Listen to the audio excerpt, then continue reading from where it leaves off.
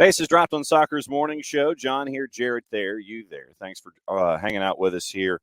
And it is a pretty busy show on a bunch of different fronts. We got the news of the AM. It's a Wall Pass Wednesday, so whatever's on your mind, and it traditionally, as always, does not have to be involving the sport of soccer when it comes to Wall Pass Wednesday. That's the beauty of Wall Pass Wednesday. Whatever is on your mind, we don't care. So Tyler Pilgrim joining us at 9:15. We'll discuss what's going on.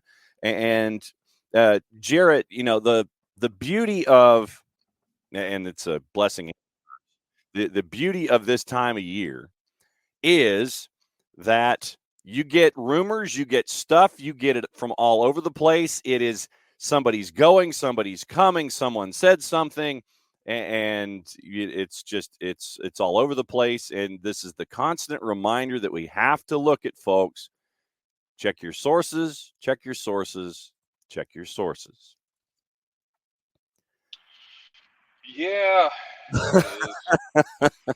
Well, I mean, one of the things with checking our sources too is also checking, like, this is your semi-monthly reminder that follower count doesn't count. It doesn't justify a source. Like, if it's a fan page from South America has 90,000 people following it, doesn't mean it's not just a retweeting account that has generated a lot of following clout through dubious or undubious means. Like, just because someone has 90,000 followers, that has to be right. It doesn't. It doesn't, though. That's the thing, man. It doesn't have to be right. There's nothing written in the laws of man nor God that says it has to be right. Your tiers at this point, just kind of hang on to them, run through the rosary if you need to, just do your thing, because they are going to be belying these rumors. The latest one last night was, that Thiago Almada is going to go to Brazil and would not play with the Olympic team, which seems insane. I believe it's also been reported elsewhere that he will play with the Olympic team. Correct. God only knows right now. There's just, yeah, man, there's no way to pin all this down. Don't try. I am begging you all to just maintain what sanity you have left and just cling to it. Thiago Almada sweepstakes continues. Yeah, man, it's weird because the total is looking like 20 million, which is less than you expected. It's less than you hoped. But at this point, if he's going to go, if he wants to go, okay. To Tom's point, even Prime sources get it wrong. They do. You have a better batting average with them. If you throw them up at the plate, you're going to have a better batting average than, like, a fan site. But, yeah, no, you're correct. Absolutely. But if this ends up being like 20 million, then slap on a sell-on clause, shake his hand, and if he wants to go, this whole thing's been, like, it feels like it's been bantered around in the media for going on 8 months now. Some of it I have questions about Thiago's agent. Now, this is not like I have questions about Thiago's agent because I feel like Atlanta was wrong. No, not that at all. I have questions because, like, the stuff that gets leaked just feels weird. Yeah. Like, it kind of feels like almost like we're playing hardball and we didn't know we were playing hardball. Like, I'm sorry. Are you indirectly trying to force a move here? Yeah. Like, yeah, no. Everybody knows he's going at some point. And credit to Thiago, he says all the right things in the media, which I imagine pisses off a number of people, because you find the folks on the dead bird who are like apoplectic about Thiago, like, oh, he's just saying the right things. But yes, correct, he's doing his job. Yeah. He's gonna say the right things because that's his job.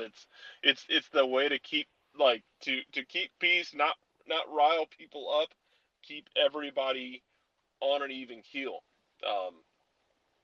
Man, yeah, I don't know when exactly you get this done. I think Doug put out the article yesterday asking if Saturday will be his last game for Land United. I have no idea. No clue. Brazil's window doesn't open until July. Yeah. Atlanta's window, MLS's window doesn't open until July. Yeah, Which sucks. Yeah, the Premier League window is open. The French window doesn't open until the 1st. And Brazil's window is the last of the 3. I think it's in like the July 7th or something like that. So in order. Opens in July. Whatever. Yeah. So, I mean, technically. July, actually. Yeah. So, I mean, technically, if you want to sit here and navigate the windows, you could, in theory, make him a prop. And this is, along the same lines of your boy, our Lord and Savior, Tati Castellanos, as a part of City Football Group, as an entity. He could be shifted from one place to another. Thiago could be experiencing the same thing under Eagle Football Group, where he is transferred to Lyon for whatever price tag, but loaned to Botafogo. Or, literally you could sit there, and it is the beauty of the multi-club model. If you're the owner of said multi-club model, where you could sit there and literally you could take it's 3-card Monty, and it's taking it's like, all right, so which card is the 9 of spades, and you sit there and you're shifting them on the table, and then you point. And it's like, okay, well, if I want him here, I could have him here and I could have him here. So multi-club model, he could be party transferred to Lyon, loaned to Botafogo. He could be transferred to Crystal Palace, loaned to Lyon. I mean, literally, it's like, okay, what part of John Texter's universe would it be able to navigate toward, and then you just shift him from there? This would not be something that is a stumbling block of biblical proportion. Yeah, man. So like, it's funny because I saw, I think it's the Durham Bulls are getting sold. Really? I think so. And it's like there's one group that's buying up a bunch of minor league teams, which doesn't raise red flags at all. Yes, I remember this group. Yes. In the really sketchy BS that is minor league baseball, never mind the fact that Congress had the balls and the strength to pass and I'm not kidding you, Protecting America's Pastime Act, which basically what it did is it made sure that minor league baseballs were exempt from minimum wage requirements, so you can pay minor league baseball players below minimum wage. I don't know, go fight them with a bat or something. But the multi-club model is just so damn annoying and sketchy, man. Like, we know the City Football Group one at this point. It's like you just kind of accept. It's like City Football Group feels like the Empire in Star Wars. Like, yeah, they're an evil empire. Who does that make Emperor Palpatine? That's the big question in all of this. Somebody with more oil money than God. I don't know, but it already feels like you've got them as like, yeah, okay, the Empire's there. There's like they're just there. They're annoying. They're overbearing on everything, and they've made England into an inevitability. I also will wager that part of that is also the fact that all the other English teams keep spitting the bit. Every season, we end up in a stretch run in March where, so-and-so has a great shot at the title. They just have to take care of these 5 games. 4 of them are against teams near the relegation line. They'll lose 2 of them. Uh-huh. Meanwhile, Manchester City will just, like, grind out wins and draws. And it feels like less often City is running away with it. Uh-huh. So much as, like, we end up looking like, well, Arsenal had a chance there. And they blew a tire in turn 4. Yeah. Or like their Dale Earnhardt running out of gas on the back straightaway, and Derek Cope is going to come through and win. Or Denny Hamlin thinks he's got the race won at Dover, and Ross Chastain decides he's going to hug the wall and just video game his way to a finish to get into the playoff. To be fair, Ross Chastain didn't win that race, but he did jump like 15 spots in the process. And I'm pretty sure NASCAR changed the rules after that. They did. They absolutely did. Tyler's now in. Check out the new office space. Hola. Can you hear me? Wow. Yeah.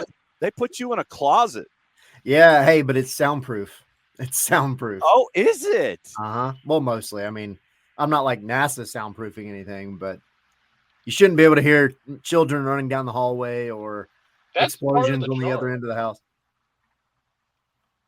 Oh, What's up? But that's part of the charm, sir. Yeah. It is. It is. But actually, had enough of that charm for a while. Cesar Luis Merlo tweeted like 30 seconds ago. Oh, he did? Confirmed. Thiago Almada will play for Botafogo. His pass was purchased by the Eagle Football Group for around $20 million from Atlanta United. The Argentine in principle will be in Brazil until December. Then he will go to Leon. Well, damn it. He beat me to the breaking news sounder. You're welcome.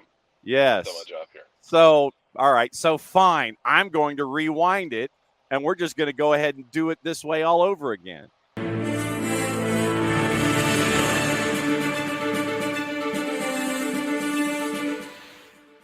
And we do this under the auspice of alleged breaking news because obviously nothing has come out from the club. But Cesar Luis Merlo confirms Thiago is going to play for Botafogo. Pass purchased by Eagle Football Group for around 20. Argentine in principle in Brazil till December, then go to Lyon. Much like what Jarrett just said.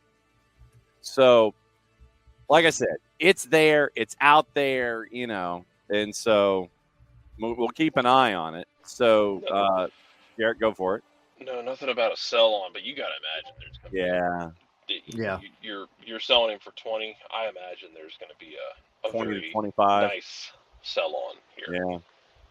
Well, and so all of this started, by the way, all of this started kind of pseudo 2 days ago, where you've got all of your tier one sourcing and they're sitting there saying, yeah, it's happening and all this kind of stuff. And so then John Texter, the head of Eagle Football Holdings, decides to answer a question on social media. And so he goes on YouTube and saith the following, courtesy of YouTube, our own selves. Thiago, hope you're doing well down in Brazil. I'm in London, just trying to get some work done. Anyway, just wanted to let you know the story. Cesar Merlo, sure he's a nice guy, just has it wrong. I haven't made the offer yet. I think a lot of journalists are trying to get out in front of the story. Maybe they anticipate that we're going to get a deal done. Certainly we love the player. We've had a good time talking to his family. But we're doing this the right way. I've got a good relationship with the leadership at Atlanta United. We wouldn't go in through the back door. We'll go in through the front door. I plan on sending the offer to them directly this morning and giving their CEO a call. That's where we're at. We have no idea sort of what the terms of the deal might be, but we're just presenting it to him today. So that's it. That's the truth. We love the athlete. We respect the club. He's still a player for an MLS team up in the U.S., and these stories just shouldn't get ahead of themselves. We hope to get it done, but, that's up to Atlanta. So anyway, just wanted to clarify that for you. There's a lot of false reporting out there. I'm sorry about that, but that's just life these days. Anyway, good talking to you, and we'll talk to you soon. Hey, Thiago, hope you're doing well down in Brazil. Me on repeat. You remember what I said a minute ago about how his agent just? I have questions about his agent. Yeah. Because I just at this point I assume that like the leak you got 45 minutes before Saturday night's game.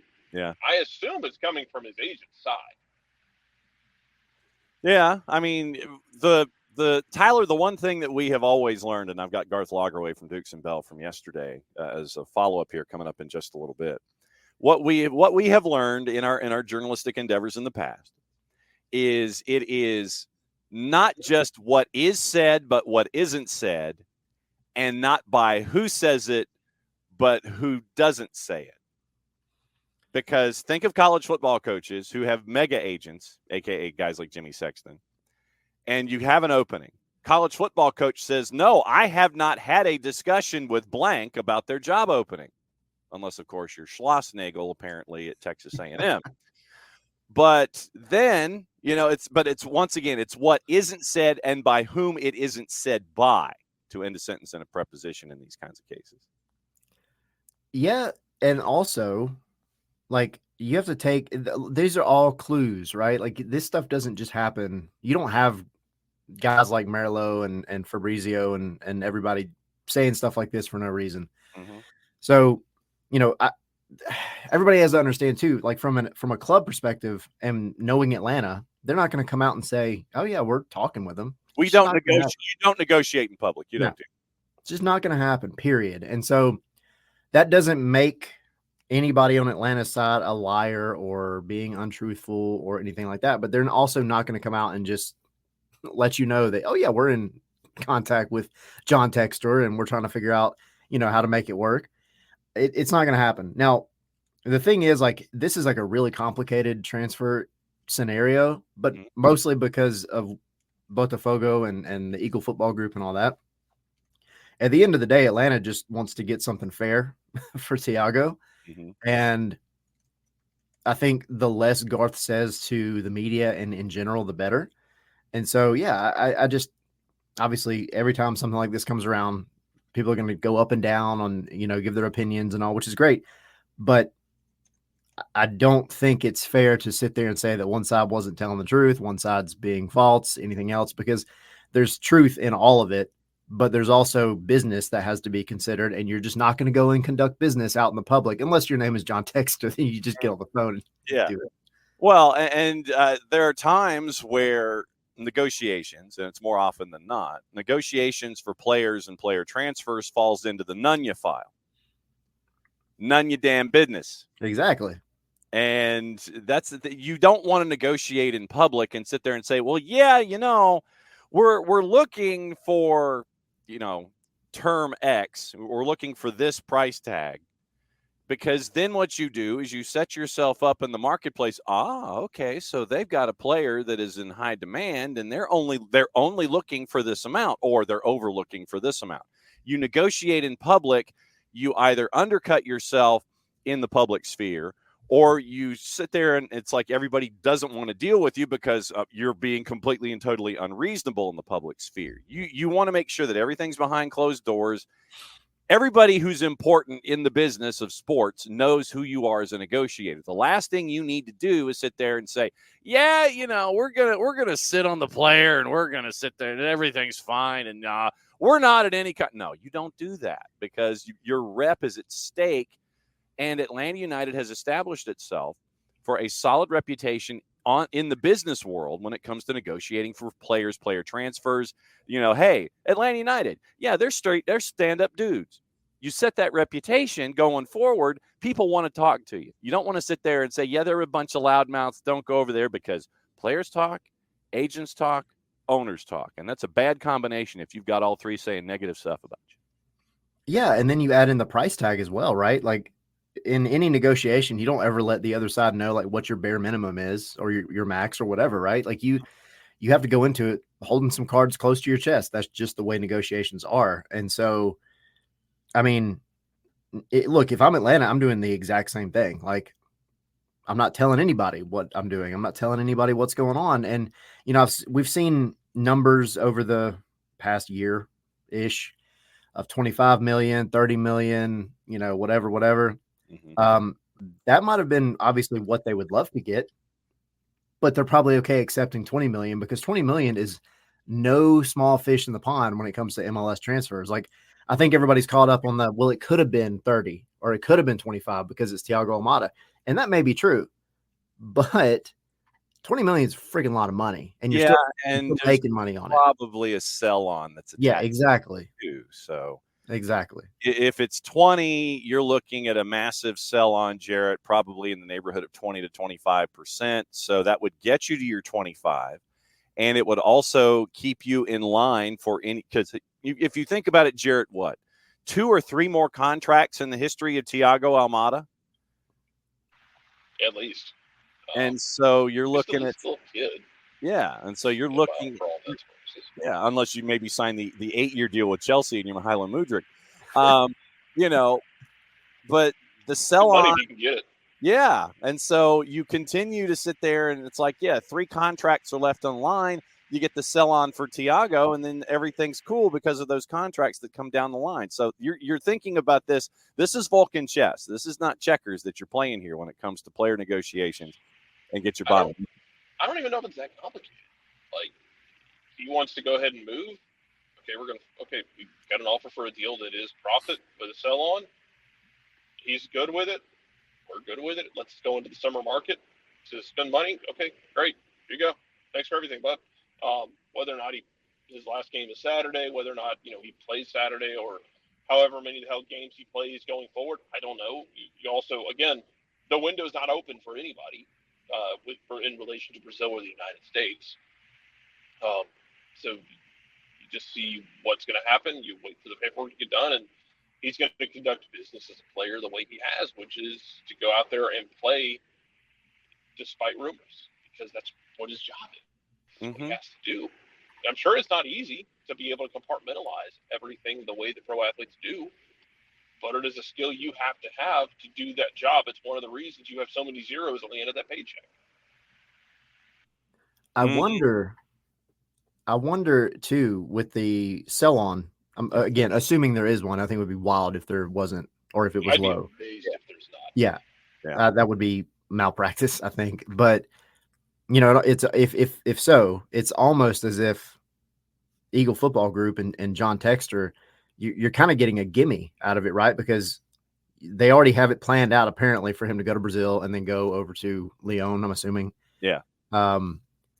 If the sell-on clause it doesn't probably dictate whether he has to move out of that football group. I think it's going to be, he goes to Botafogo and then goes to, on whatever kind of paper trail that they're trying to cook up, go over to Lyon, but that's still a transaction.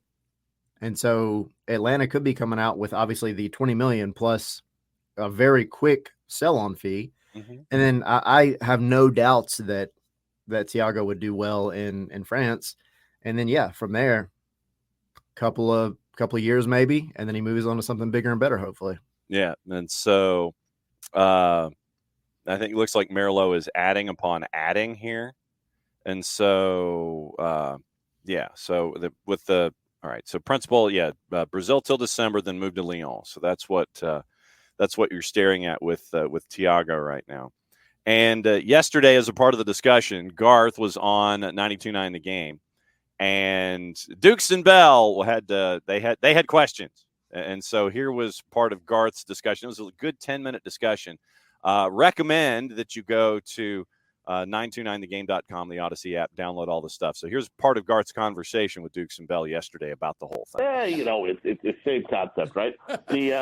Look, we're actively trying to replace Giacomakis as we speak. We obviously the questions around Almada have been here certainly since I've been here. So we've been working on that replacement as well. So look, those conversations are fluid, they're ongoing. But we got some really interesting potential guys, and those things don't become real until you transfer the players. That's one of the reasons was that we were willing to do the Giacomakis deal we did, was now that clears the decks, and you can go to all these prospective forwards and say, hey, we got a position available. So that empowers us there and that, and we're really looking to see if we can bring in an impactful player in that spot. You're looking, we were doing the math. You're looking that because this is nothing official from Atlanta's end, we will use the word if Thiago is transferred to Eagle Football Holdings, you're probably looking at the neighborhood of $28 million to play with. And last time I checked, Tyler, that ain't chump change when you're chasing after playmakers and when you're chasing after folks at the point of the spear to help put the ball in the back of the net. You will have, in theory, a lot of capital to play with, 8 figures to the left of the decimal place when you're trying to find your replacements. And the 2 DP spots, right? I mean, I know it goes without saying, but there's obviously the discourse of, do they wait until a coach is in? Do they go ahead and fill up both spots now and take advantage of it now? I mean, I think you can't wait on at least one of them. I think you have to find, because that's the thing. You should be able to go out and find a replacement for either one of them that's going to make sense right now and will also make sense regardless of the coach that you bring in. You should be not piece parting things together. You should be planning long term. Look, if you bring in a guy that doesn't fit potentially a handful of coaches in the future, you don't need to interview that handful of coaches in the future. Yeah. You have to have an idea of who your coach, or at least this type of coach that you're going to have eventually. I understand maybe holding off on one of the DP spots and maybe, letting that cook for a little bit. I totally get that. But I think you have to bring in a playmaker of some sort pretty quickly because this season's not over yet. And whether it's Rob staying along, that's great, or they bring in somebody else. You have to start doing this now. But I mean, I've been saying this for every time we talk about a big transfer for Atlanta. Garth is not the type of guy that is going to wait until, oh no, we sold somebody to go look for somebody. He has Garth and Carlos. Yeah, they don't play around. Yeah, absolutely. They have like a Death Note list of names ongoing, right? That says, all right, well, if this happens, these are some players that we're going to start looking at. I guarantee it. You don't. It's irresponsible to go out and try to make these last minute kind of knee jerk reaction type moves. They've known things are going to be happening. They've known there's interest for a long time, not just in Almada, but with Giakoumakis too. So, those wheels are already in motion, I'm sure. And I think it's a matter of time before you start hearing about a replacement for at least one of them. Yeah. And the picture came out yesterday. It looked like Gigi was wearing the garter of KT tape on his right leg when he was going to practice yesterday. I mean, Jarrett, you don't do business successfully if you wait for Act A to be completed and then start in Act B. We have this conversation every time there's a transfer window. I feel like I'm going insane because we do this conversation. We do this dance every time. And then it's always the question of, oh, man, now you have to go find somebody. They're already looking. They've been No fine. one is that thick. I promise. But we'll say the same thing we say every window. Yes. No. Depends on what team you are too, maybe.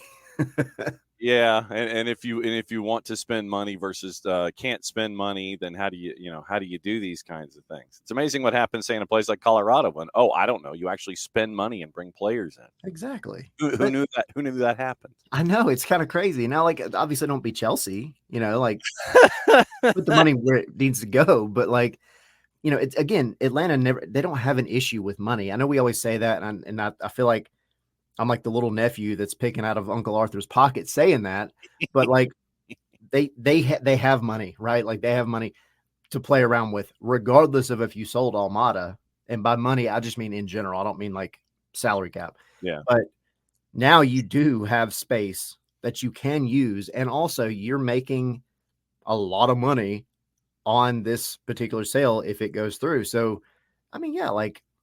Shoot big, but shoot for somebody that's going to fit the team. Yeah. It's like you want to bring in Zlatan, something Zlatan-esque where it's just like, yeah, bring him. Somebody who's going to win trophies. Exactly. But he conquered Major League Soccer, Jarrett. Zlatan can kiss my ass. I agree with you. The other piece of I will probably be circling through Atlanta United as part of the conversation this morning, but the other piece of broken news that came out this morning, Lizzie Bescherano mentions that, and it happened, it's like she releases the story just before we go on the air. It's like, can you do it like while we're on the air instead of just beforehand? We have a rundown, and then most of the time the rundown gets wadded up and thrown in a corner. MLS plans to take a break during the 26th season to accommodate the World Cup in order to avoid incomplete rosters throughout the duration of the competition. Length of pause remains undetermined, but the league agreed it was needed to navigate the calendar. Brad Purcell, Senior VP of MLS Game Schedule Management, God, that's two sides of a business card, provided insight into the planning process for the upcoming season. Quote, for the World Cup in 26, we will take a break. Writes down, I need the Ross Geller drop. Ross Geller drop ad. Yeah, so I've got to add that. MLS will pause during the competition, but the length of that break is to be determined. But given the size and scope of the 26 World Cup and being in North America, that is one tournament we will take a break for. End quote. Continue paragraph. We have an ongoing dialogue with our clubs about this challenge that we face year to year during FIFA windows and international competitions, so it's something we discuss. We're looking ahead to 25, 26, and 27 to consider and make adjustments to our schedules so we don't lose quite as many players to these competitions that conflict with our season. Mm-hmm. Okay. So how do you balance? Are you going to start earlier? Are you going to drag this later? Are you going to throw more midweek games in? Do you do the Gary? throughout the Do you do the season? Gary Bettman hold? Do you do the Olympic hold like they Ooh. did the National Hockey League? I wonder. And Freeze the man, season. I'm getting ahead of myself. I apologize ahead in advance. No worries. For We what's got about time. to happen. Yeah. I wonder if they're going to lean on Open Cup even harder now to not do it. Because it wouldn't surprise me at all. No. I think you not that they're looking for any excuse to kind of knock that tournament out, but look, I mean, they always go back to the schedule fixture congestion type argument, and it's irritating because Open Cup adds a handful of games at the most. I do think it's funny because they say the wording was for this tournament, as if the World Cup isn't the freaking biggest tournament in the world, but yet like they're still going to have the other ones. Well, Purcell said Leagues Cup will remain a priority during 26. Officials may introduce changes or modifications to the tournament to adjust to the necessary calendar. Quote, I don't think we'll pause Leagues Cup, but we'll have to adjust our calendar to be able to accommodate everything. And Leagues Cup is obviously a new but very exciting competition that we and our partners in Mexico want to maintain. There may even be adjustments or modifications, but it is a competition we plan to move forward with, end quote. I have an idea. If they want to keep it all the same way. I mean, this is not my number one idea, but I know trying to get them to do anything significant with Leagues Cup is going to be like pulling teeth. So maybe you just have every team play just the Eastern Conference if they're in the Eastern Conference, shorten the season a little bit, and then make it a true East versus West for MLS Cup. And don't worry about any of the intermingling of East and West matches. So you shorten a few games right there, and you don't significantly change any. I mean, I guess that is a significant change, but you don't have to like redraw the entire board to figure out a way to make it work. Oh, come on now. Of course, that's part of the fun. You gotta redraw the entire board. Yeah, you could just do East play home and away against the teams in the East. Maybe add a third game that alternates every other year for your quote unquote rivalries. So like Atlanta would play. This year, Atlanta would play 2 home games against Orlando, 1 in Orlando. Next year, Atlanta would play 2 games in Orlando, 1 at home. Do that. If we're going to really start going down a dark path of weird schedule stuff, first off, I'm going to need to consult with my lawyer, Nick Alifi, after this conversation. Introduce a variant of the Scottish split, please. Oh, God. So once you're done with those games, top 6 teams in the East I have to play each other. So you get these high stakes games leading up to that like give them like a series of games between the top 6 in the East where they have to play each other and fight it out. And then after those games are done and after the blood is shed, then you have your standings for the playoffs and you go one off. See, this is what happens when you have a massive Scottish fan that is attached to Major League Soccer. And KFC, Jason, Jarrett trying to renew things that annoyed Jason.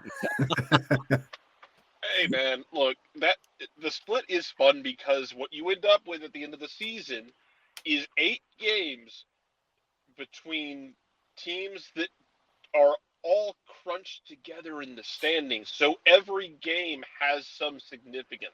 Uh-huh. Like every game is like, even if it's 1 versus 6, even if it's like 3 versus 5, every game is going to impact how those standings shake out. Yeah, then do a one-off in the playoff, then go beat East versus West. Oh, boy. Or you have a year between now and that year. How about you shorten up 2025 a little bit, pull, MLS Cup back to the beginning of November, if you can make it work, or end of October even, and then just start 2026 in January, early January. Well, I mean, and Ricky touched on it too, man. Like, because I feel like we have this. I feel like there's never really true momentum behind the conversation. But to your point there, I mean, what if it's a harder shift than what you're talking about, and you start shifting the calendar hard away from what you've got? What would your big television partner have to say about this? Would No. they base it? And so then I think that's the end of the discussion. Yeah, I agree. I mean, and that's always the argument, right? Is you're going to have to deal with other sports, and right now, at least MLS gets a period of the year where it's just them. Yeah, So I agree that you're going to have to get creative with a lot of people involved to significantly change anything, but you have to change something. You can't expect to go into 2026. First of all, I thought maybe this was just me assuming and trying to make common sense out of things, but I thought we already knew that we were taking a break for the World Cup. Like, that needed to happen, period. So I don't know, but you do have to figure out a way to let that happen and play out the way it needs to without MLS trying to fit stuff in during that time. But MLS needs to step back a little bit with some of these international breaks regardless. I don't know. There's really no easy answer to the question though, but they've got to get creative with it. Tom Russo is suggesting apertura clausura, split the season into two, August to mid-December, March to early June. And I mean, that would make some sense. And yeah. Ricky's like, no way they should play during the World Cup. Oh, absolutely not. No. Because then you're pulling eyeballs away from your main domestic league when an international competition is going on in that same geographic footprint. So no, you don't want to shoot yourself off at the knee just to continue to have your domestic league playing. No, you're gonna take a break of some description when the world comes to your hemisphere. Especially considering you're going to have to schedule around it because they'll be using your stadium. Right. It's not like you have another option. What are you going to do? Where are you going to put them all? Right. You're going to move the MLS games? Yeah, Atlanta's going to go play at the Fraction. What are you going to go play at the Fraction? Play in Phillips Arena? Bobby Dodd, it is. There you go. It is, buddy. There it is, man. That's hey, they've renovated to that point. Mm-hmm. And that's yeah. You can, let's see. So if we carry this, so Houston would be fine. They'd be playing at Hell in a Shell because NRG would, there you go. You're going to move to NRG and let everybody just sit there and go, hey, look, FC Dallas will still be playing at Toyota. But yeah, there will be a couple of instances where your venue will be used and you just go to a secondary venue or something, Yeah. So Atlanta goes to Bobby Dodd during the World Cup. No, in front of a crowd of like 12 people. Right. So no, it's it is evolved into a Walpassian Wednesday morning of biblical proportions because you have someone talking to Cesar Luis Merlo, not named Atlanta United, saying that a deal is a deal. And, we've got that. We've got World Cup. We have all of these things going on. And we haven't even had the chance to talk to Tyler about Atlanta United yet specifically. We've gone into this show a half an hour with Tyler, and we've yet to discuss Atlanta United specifically with the man. Hey, I'm here for all soccer-related conversation. So. No, that's well. I mean, that's why good because the twos are back on tonight. Yes, they are for the first time in 3 weeks because MLS Next Pro doesn't know what a calendar is. No, yeah, speaking of calendars, yeah. By the way, that's a 7:03 kick pregame show, a little before 7, so I'm guessing like a quarter till or something like that. And that's at our Mixler site, soccerdownhere.mixler.com. Jason will be on the call for that. And then on Sunday, I will have the call. Jason's going to be with the UPSL final, so I will be on the network with the call with Atlanta United 2 and Messi and Friends 2. And that kick is at 6, so pregame shows at 5:45 here on the network, SDH Network, soccerdownhere.mixler.com, and where else you like to listen to our stuff. Rob Valentino is continuing to make things happen as the players, Rob sits there and says, go, players do. Because if Rob did something, that'd be interesting because I don't know if we have a roster spot for Rob Valentino. They go to St. Louis. Might in a minute. Yeah. Yeah, really. 2 matches since the last time we talked, and it was the ridiculousness of DC, which really could have been on MTV at like 11 o'clock at night and been its own episode. The home of the DC Defenders, looking like it got chewed up, spit out, and somebody at Pike's Nurseries would need to be held responsible for it. And so you get the result there in DC, and then you turn around, no Thiago, and you end up sharing a point with all caps. So in the last week, sir, your observations about what's been going on with Atlanta United specifically. I can't believe that's a week. That was a lot. And you even mentioned Copa America. No. This has been or crazy the Euros. Yeah. We've done nothing. Yeah. Okay. No, I mean, as far as Atlanta United's concerned, you're getting a little bit more out of the guys. I'm not going to sit here and try to be the guy that pinpoints what exactly it is, but I do think I keep using this word. Pragmatic is maybe the word of the week. I think you're seeing Rob roll out a lineup that makes sense for the type of team that they're playing against. And I'm not saying that you need to completely turn away from having an identity as a football team. You have to have an identity. But I do think there is room, especially in MLS, especially when you're traveling, 800 miles just for an away match, a close away match. Yeah. Like, I think you have to be a little more flexible than you maybe could be in other leagues. So I think that's one thing that Rob's doing right. And, we all know how firm he is, how much the players like him. I'm not going to put all this on the coaching staff. I think they definitely deserve credit for sure, because they've gotten, 4 points on the road, especially on such a short turn, is amazing. So, but you got to give the players credit for digging deep and pulling themselves out of the funk that they were in with, the 2 months of bad results. And then of course the coaching change and everything else that takes a lot mentally. So you've now gone and you've shown that you can do it away. Now you got to get back home and do the thing at home again. Because you've got to do the thing. And that's the t-shirt. Do the got thing. to do the thing. Got to do the thing. So, Jarrett, literally having to take it a topic at a time. This, you look at this bunch, and this has been a choose your twos, color your adventure. And literally, if you took 2 of the younger players, I'm waiting for Tyler to finish his sip there with his coffee mug. If you took 2 players and added them together, you'd end up with 1 Dax McCarty. That's what you're looking at here. You've got a 19-year-old and 18-year-old, part of the Fab Five that have gotten minutes. And you add them together, you get a 37-year-old in Dax McCarty. But, it has been totally reinforcing what we knew about Noah, reinforcing what we knew about Efra, reinforcing what we knew about Jay Fortune, reinforcing what we know about Luke Brennan. And Cool Hand Luke absolutely nutmegging Franco Escobar and leaving him a couple days back when he went zooming past him in that particular move. And then Caleb, who's been there for a couple of years. But last time out, it was once again putting Jay Fortune front and center and going, hey, look, but it's like, yeah, we knew this, but he got to show it on a straight up MLS platform where everybody got to see it. Well, yeah, you kids have been answering the bell repeatedly now. At this point, it's not news now, and mostly because I am running out of the patience to deal with discussing the twos at any given moment in time, mostly because people online are just mad about the twos in general. But you're putting guys in there who are producing.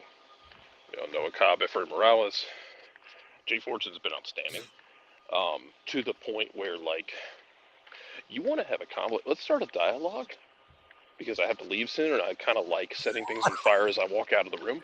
I'm shocked. When Bartosz Schließ comes back, yeah, and we start talking about rotating that midfield, yeah, tell me why it shouldn't be Tristan Muyamba fighting harder for minutes right now than Jay Fortune. Yeah, I don't disagree with you. Go back and watch that St. Louis game. Yeah, Jay was everywhere. Mm-hmm. Jay was man of the match for me. Oh yeah, man, he was amazing. Tristan has been incredibly up and down, which is frustrating. Speaking just for me, it's frustrating because we know he's shown you what he can be. Yeah. But I'm not worried about what you did. I'm worried about what you're doing right now. Mm-hmm. And when Sleech comes back, I think it should be Jay who is not as worried about minutes. You got to go to Tristan and be like, hey, I got our Polish international midfielder back. Y'all are all going to be fighting for minutes, and that includes you. You got to step up. Yeah. And it can't be one of these where it takes Tristan a while to get into the rhythm of a match.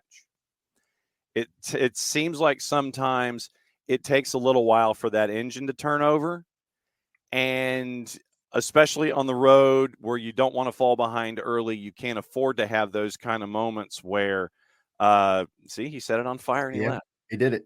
But you can't have moments. You've got to be on from, first whistle. You can't just be warming up to get into a match. And that's something that I'm sure the coaching staff has identified, right? Like if everybody else sees it, I'm sure they see it too. And yeah, it's got to be a conversation that has to be had. The good thing is, I think Rob Valentino is the type of coach that's not going to mince words when it comes to saying he's not going to ish around. No. Yeah.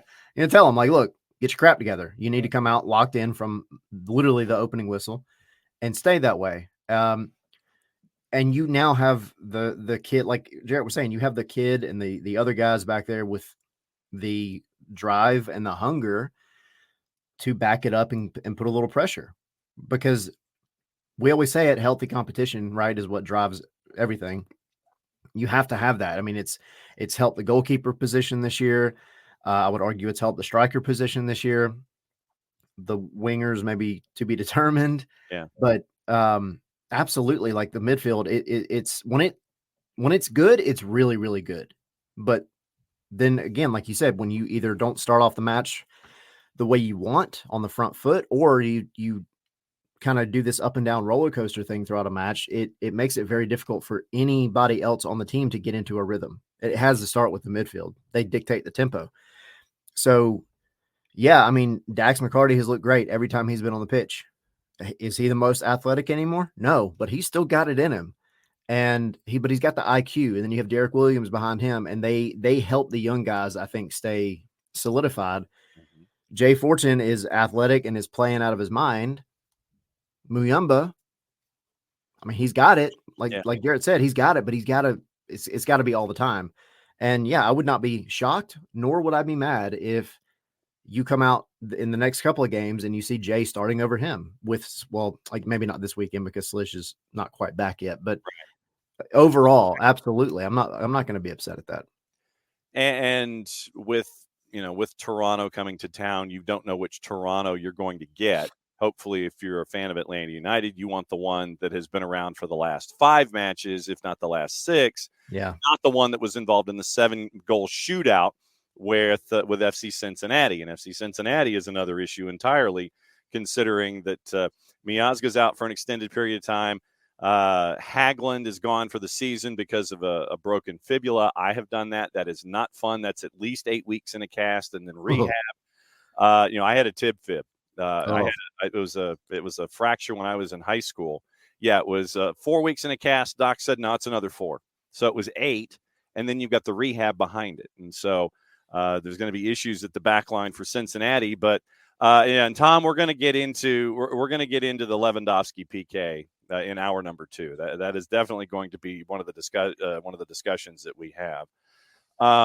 But yeah, when you look at Atlanta United, right now they're in a playoff spot, and it is all part of the rush that you want to try to get out of the 8-9. You want to get out of the 8-9, try to get into the 7, so you're not in the play-in round and then having to do the quick turn to take on the top seed. You want to get away from the 8-9 as far as humanly possible here, and we're seeing some positive signs from Atlanta United with the young kids going on the road, but schedule compression is far from over.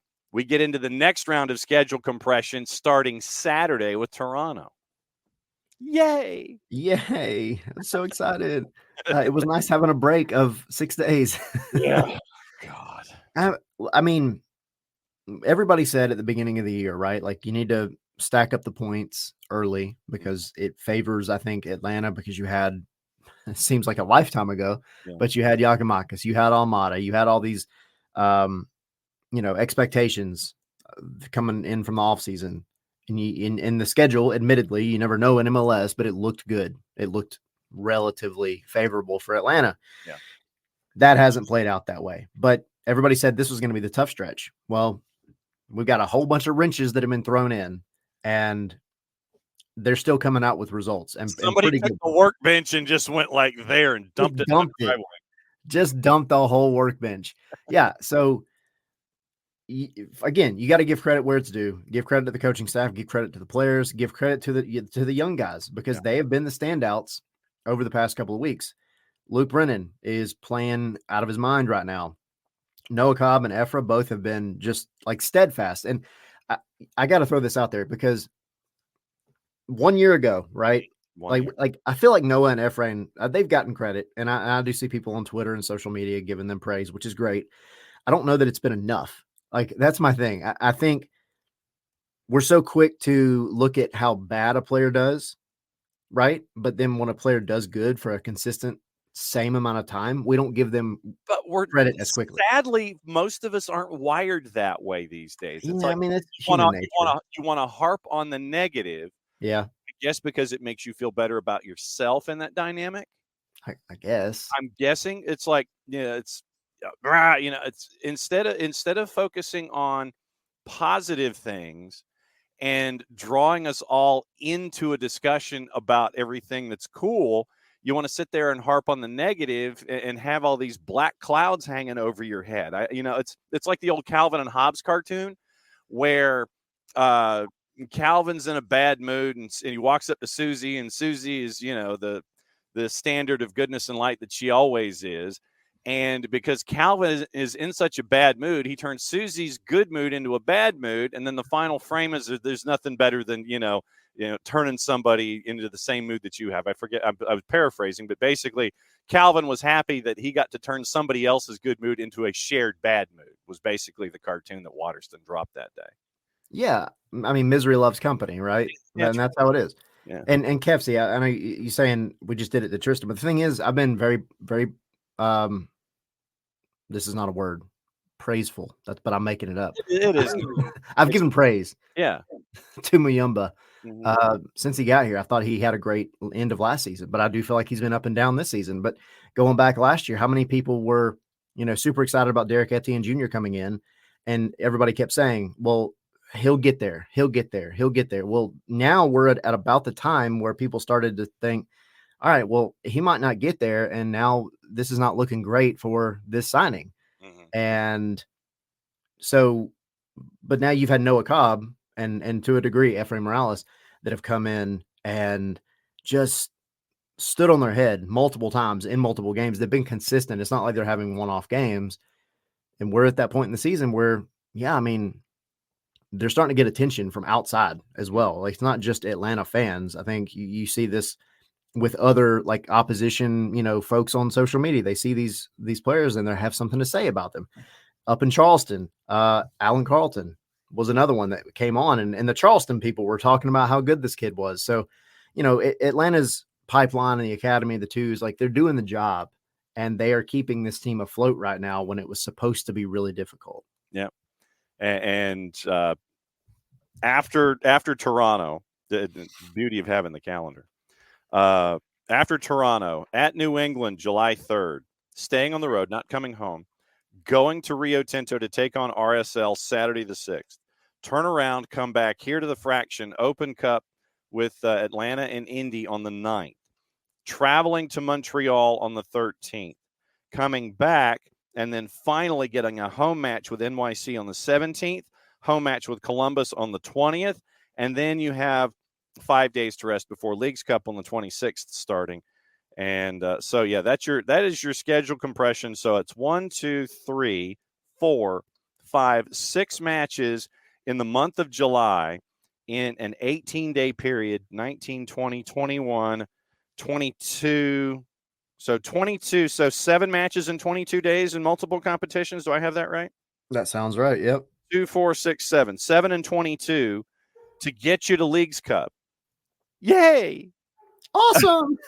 You're not soundproof. I'm hearing an animal. Do you hear that? Ooh, that bothers me. Okay, I'm gonna have to add some more foam in here. Okay, well, and I think you've got to add it behind you. It's like you pad the scarves and things like that. But yeah, I heard the dog barking. So. Okay, all right. I'm gonna have to go get on my dog now. She's ruining my show. No, No, not ruining the show. No. Maybe I'll invite her in one day and she can yeah. say howdy. Because the rowdy dog is down here and he's guarding what's going on.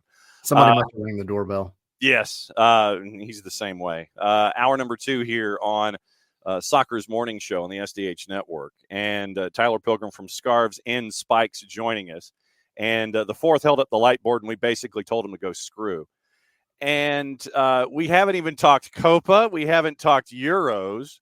I mean, what else is on your mind before you actually go and have something involving civilization today? The Argentina match at the Benz was a madhouse. Mm-hmm. And I mean that the Argentina match yesterday at the Meadowlands. Yeah. Oh, chilly. Mm-hmm. So close. So close. God, Claudio Bravo, who's like 700 years old. Yep. Doing his best. Well, and if you listen to the national media, apparently the environment at the Meadowlands was a better environment than it was at Mercedes-Benz. Yeah. You're every time I come on here, you're just stirring the pot. No, screw them. But we were there at Mercedes-Benz. That place was off the chain. I wasn't up there at the place that they like to consider New York, but it's actually not. So I'm just saying you can't even figure out who you want to be. So don't talk to me about atmospheres. At least we know what city we're in and state. So no, look, the thing is Copa America, all of these stadiums should be some of the biggest vibes that you've ever had. If not, what are we doing? Like this is like the appetizer for the World Cup. So they need to be all big. They need to be bringing in, tons and tons of folks, attendance, everything else. And I understand the ticket prices. That's a point of contention for sure. Jimmy Bushnell made that point on Yahoo. Yeah. Yeah. But like, it's fun. It's fun. Enjoy it. Take advantage of it while it's here. Go men's national team, but Argentina, stop complaining about the grass. Y'all can get out of here with that crap. It bothers me. It really, really bothers me. So. Well, I mean, the grass at Mercedes-Benz looked a lot better than it did in a lot of the other venues where you've had grass. Yes, it did. You got no complaints from and legitimately, I will say this, and this is just from physical appearance. The grass for She Believes looked a lot worse than the grass for Copa. And it looked like it wasn't handling water very well during She Believes. I mean, it was on the edges and it was just outside the field of play. So it wasn't necessarily affecting play, but there were some brown patches on the outer edges for She Believes. You saw none of that at Mercedes-Benz. It looked like it was mean, green, and clean. And there was nothing to worry about there. You didn't see stuff like DC where you'd have chunks popping up all over the place. You saw none of that. And apparently this is the same surface, I think, tomorrow that was there for match number 1. So we'll see how well it has been maintained over time. This is a big one, U.S. men's national team in Panama. What are you anticipating in this one other than hopefully a very loud sellout crowd to yell at Panama for 90 minutes? The U.S. should win the game. I think, you had Bolivia was, I mean, again, you should have won that game. Panama, I would argue, is going to be tougher, but you should win. And I think home field advantage is definitely a big thing when it comes to Copa America right now, because, I mean, look at the Colombia match, how yellow it was. Was it Houston where they played? Yeah. I mean, there are definitely some teams that are bigger than others, right? But this is the U.S. I understand that when it's against Mexico, especially at certain stadiums, can feel like the home field advantage. Mm-hmm. You're not going to have that problem against Panama. You're going to have the crowd behind you. You're going to have a lot of momentum behind you, right?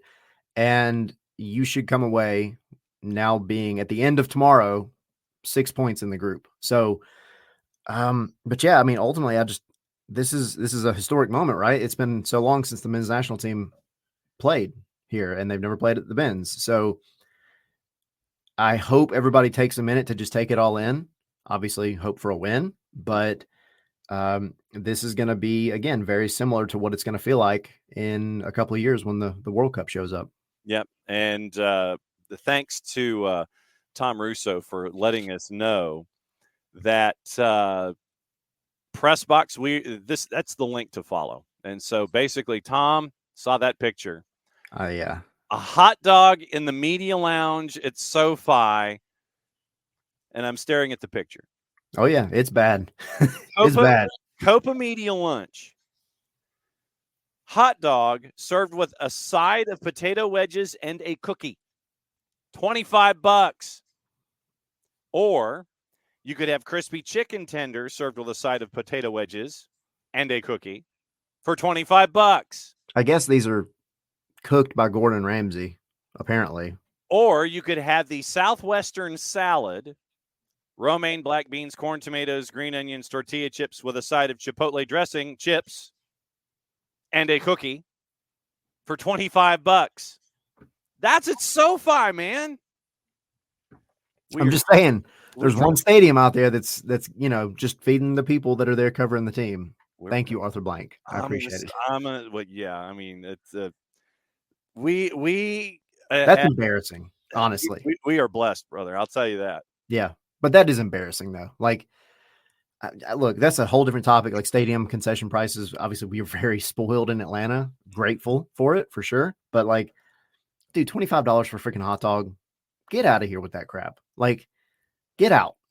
I would much rather you just give me the worst meal imaginable, right? Like, just give me something that's, even if I got to pay a little bit for it, but I'm not going to work, right? Quotes, air quotes, going to work and then paying $25 for a hot dog. I'll eat on the way in, man. I'm sorry. That's so stupid.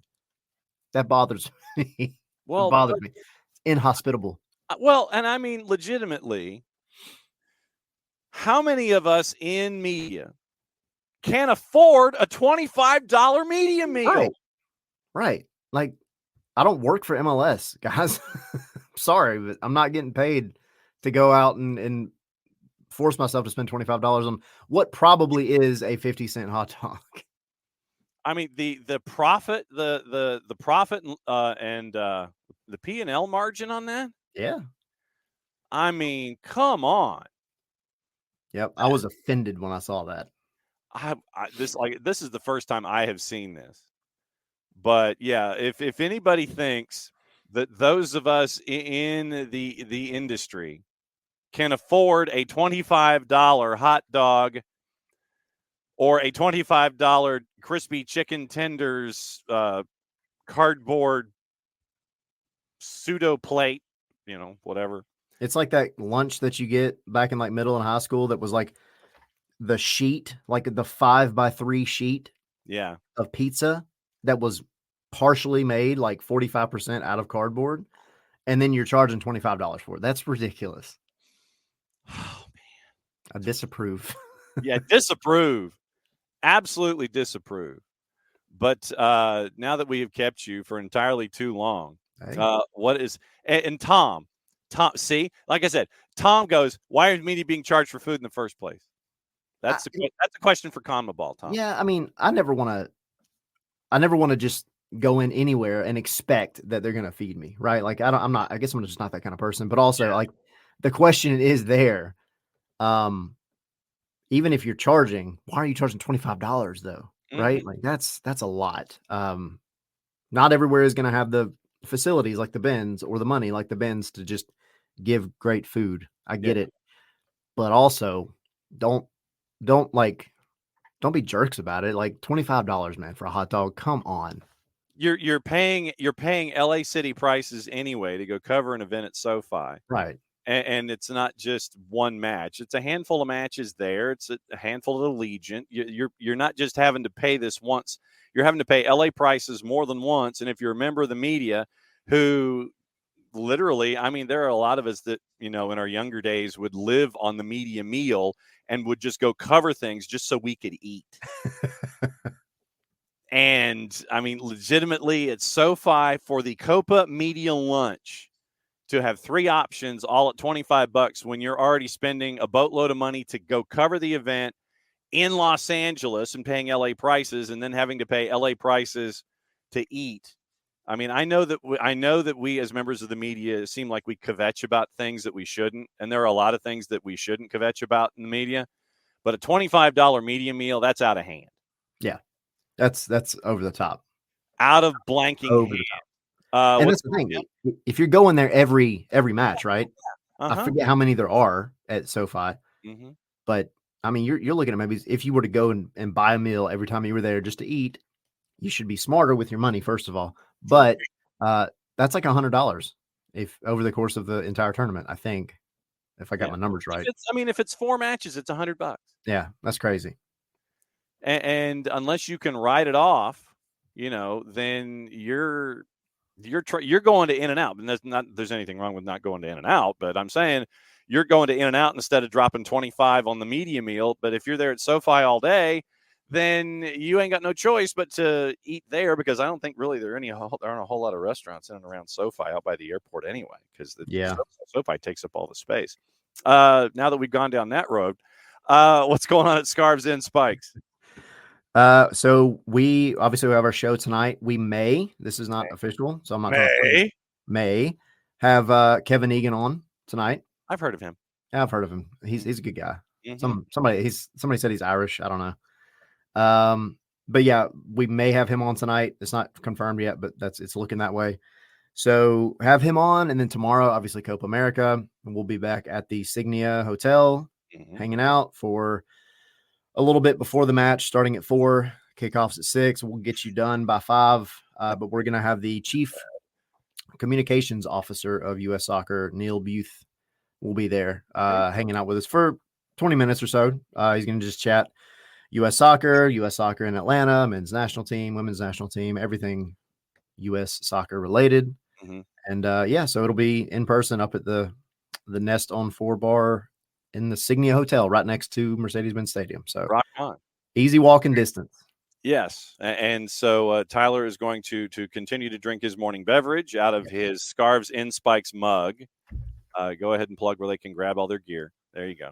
Yes. Scarvesandspikes.com. There you go. That's it. That's got all the links, all the good stuff.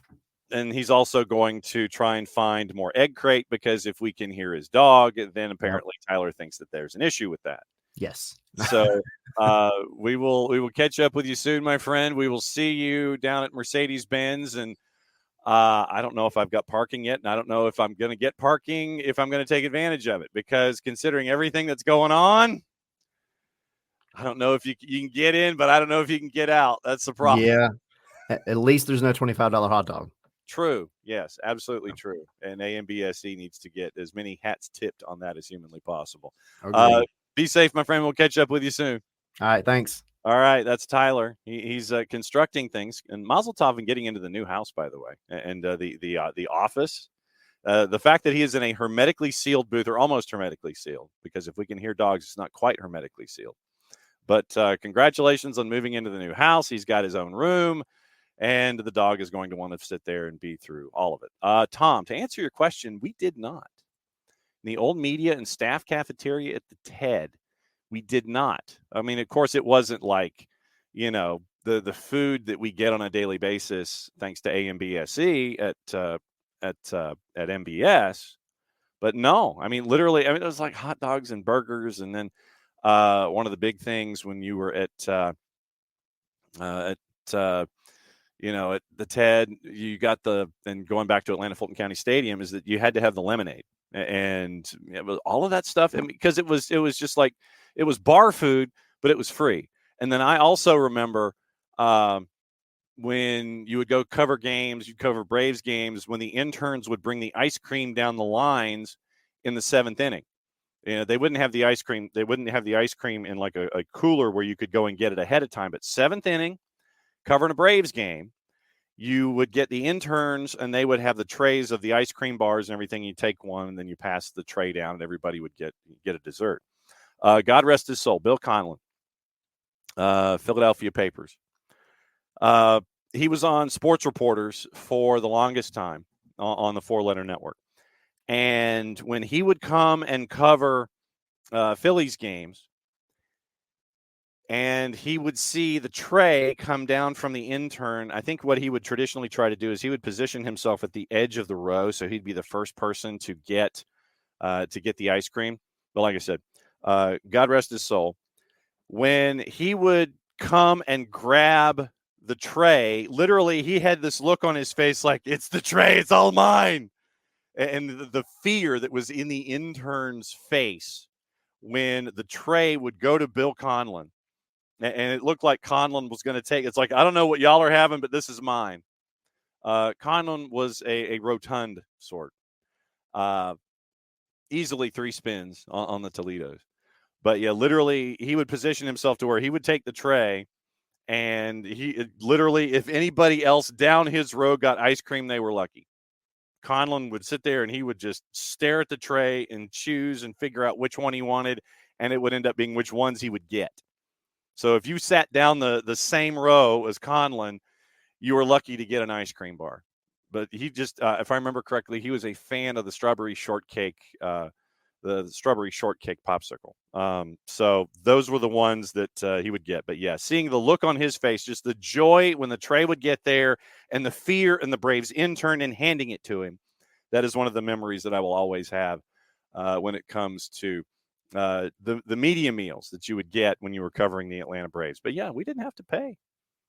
Didn't have to pay then, but like I said, it was bar food. It wasn't like the healthier fare that we have now, plus the Carvel machine. And I know that we all make jokes about the Carvel machine breaking down, but having Carvel ice cream in a press box with all of the accoutrement that's attached to it, it's amazing. What AMBSE does to take care of everybody, to set an example for everyone, it's fantastic. To see $25 for a media meal, a media lunch, doesn't even say dinner. So in theory, if you're there and you get the media lunch and you've got to come back for a match later in the day, you're dropping 50 bones on 2 meals at SoFi. And there was a salad bar. Yeah, for those, a salad bar. And then you had like the ham squares and things like that, and the artificial cheese, yeah. But AMBSE takes care of their own. You wander into the door, it is Southern hospitality. Literally. They set an example for everybody else. And for those of us that come in and wander in and get to see it on a daily basis, I don't think that we get to say how appreciative we are enough. But they're studs. Mercedes-Benz and AMBSE, they are a bunch of studs. They do it right, and it's Southern hospitality when you walk in the door. They set an example for everybody else. Hour number 2, man. Like I said, it's a Wall Pass Wednesday, and we go drifting all over the place. No real surprise. So let's see. Morning, Michael. Morning, Alex. Morning, Kefsey. Morning, Tom. Morning, Ricky. And we'll get into England. Morning, Tommy. And Tommy got in just before Tyler came in. Morning, Abby. Morning, Hutch. Hutch says we are now Atlanta Unbundled FC. And let's see. Morning, Michael. Ran into Michael yesterday, and ran into Michael, the boss, and their puppo. And let's see. So Kefsey, Hutch, Ricky, Michael, Tom. I'm trying to see if there's anybody else that got added in. Morning, Alex. Let's see. I'm trying to see. Morning, Abby. And Kefsey and Tom. And yeah, okay. So here we go with the food prices. Okay, so Michael, $7 for fries only at City Park in St. Louis. Yeah, Abby taken a little aback by the comments last night regarding the atmosphere. I don't know if those individuals who were saying anything were actually there or were actually listening. But I hate to break it to any individual that said the atmosphere last night was unreal. I mean, it was an unreal atmosphere. And when we were in the press box, just to kind of let everybody know that it's now that it's an open air press box, you get to feel it that much more.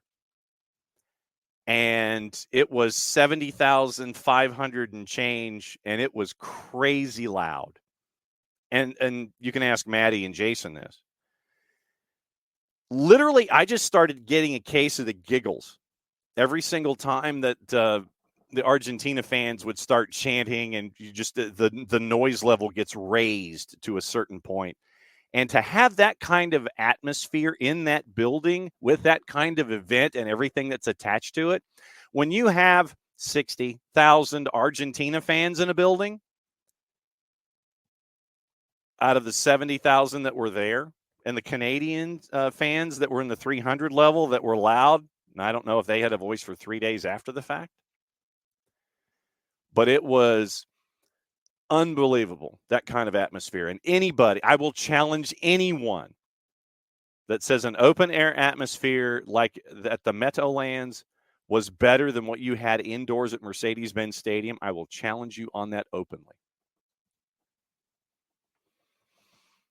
Abby, 10,000 more people, but the atmosphere at the Benz was amazing. True, not a whole lot of Canadian fans, more Chilean fans last night. Abby, in St. Louis this past weekend, so you missed the MBS pricing when getting food.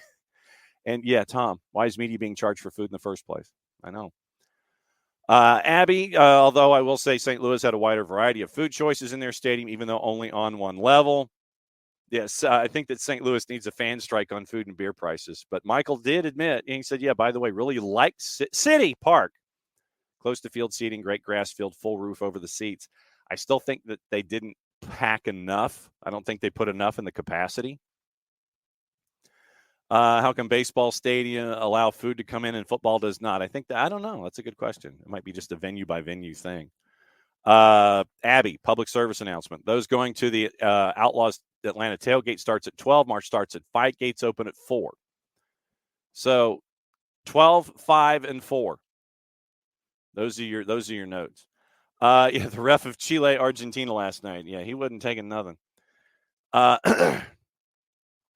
Yeah, Alex, it was John Strong.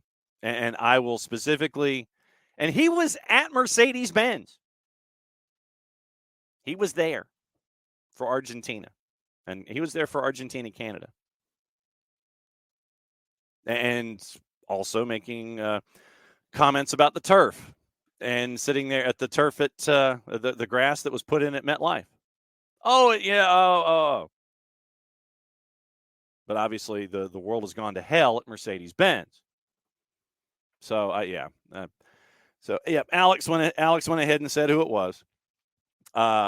Wiley agrees it's a nice stadium, meaning City Park. Also agree they should have built it bigger. Supporter section did have a chant for when the sun went down as it was blazing in our faces and really unpleasant. Yeah. Yeah, that's where we are. Euros and Copa. Yesterday, Claudio Bravo was unbelievable. And it was one of those moments where you win man of the match, kind of like Luka Modric did in the Euros, where you do all of this stuff and your team loses. You know, Connor McDavid wins the Conn Smythe in the Stanley Cup. He's not there to pick it up. His dad still takes the picture, though. You had that atmosphere, and Chile and Argentina, they're just beating the daylights out of each other for 90 minutes. And it took the third corner in a row for Argentina to finally get the ball past Claudio Bravo.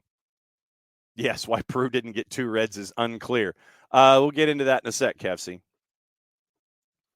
Abby said they had to wait until the sun went down before going to the seats, and no one sat down. Awful for the little kid in our row. For me, who's had too many surgeries, can't stand a whole match, and hubby's got a bad hip. Any elder fans? The sunset chant was golden and sung at full song. That's cool. So Argentina advances. They get another 3 points. I think they won the group. The other match on the day was Canada and Peru. And the Peruvian manager, Fossati, when he was prepared for the whole run by saying that we saw their match against Argentina, meaning Canada, and if we have to fight with our fists, we fight with our fists. I was paraphrasing, but he did use those terms. And you wonder, well, I mean, you kind of do, but you kind of don't. The headbutt on Alistair Johnston that really should have been a red. I mean, literally, Johnston's woofing, and he's coming up the touchline, and the Peruvian player wanders over to him, leans into him, and gives him a headbutt. I mean, legit. I mean, in slow-mo, it looked like a bit of a love tap, but that's what slow-mo is for. And because of that, it goes to VAR. VAR's like, nah, we're cool.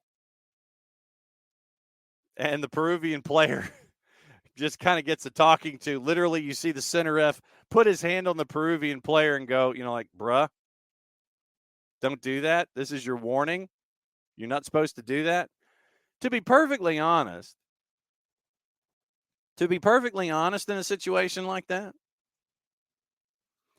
I mean, welcome to CONMEBOL. That's the only thing I can tell you.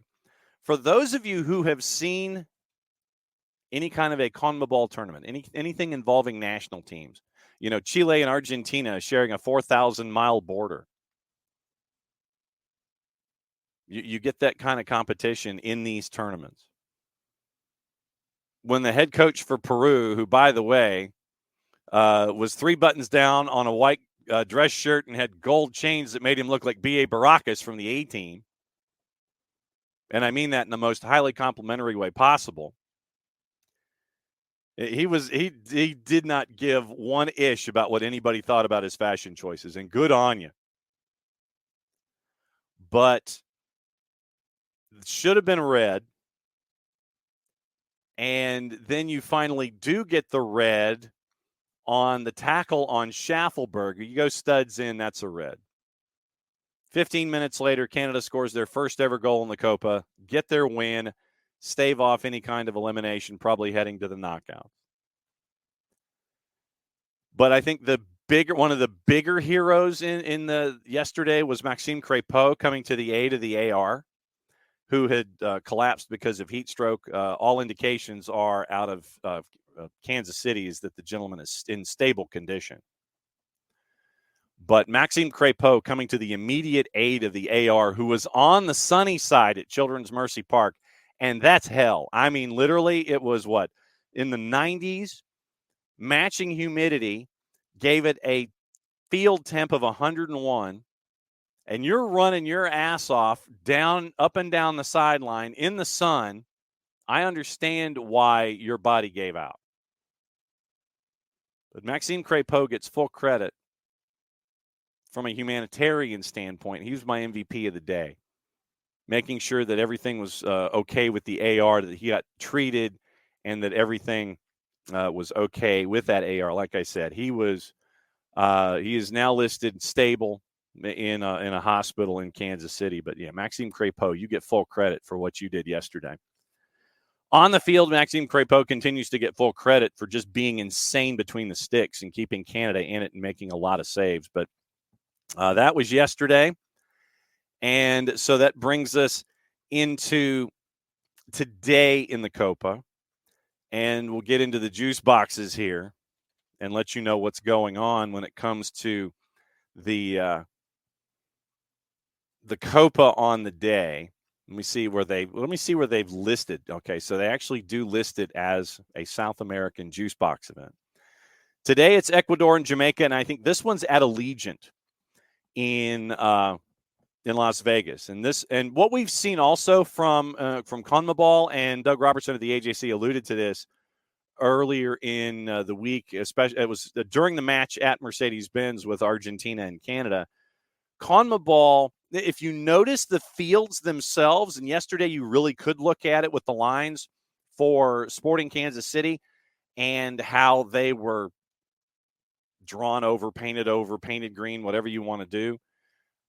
The fields in Copa America have been squished. I think they've gone from 75 to 70.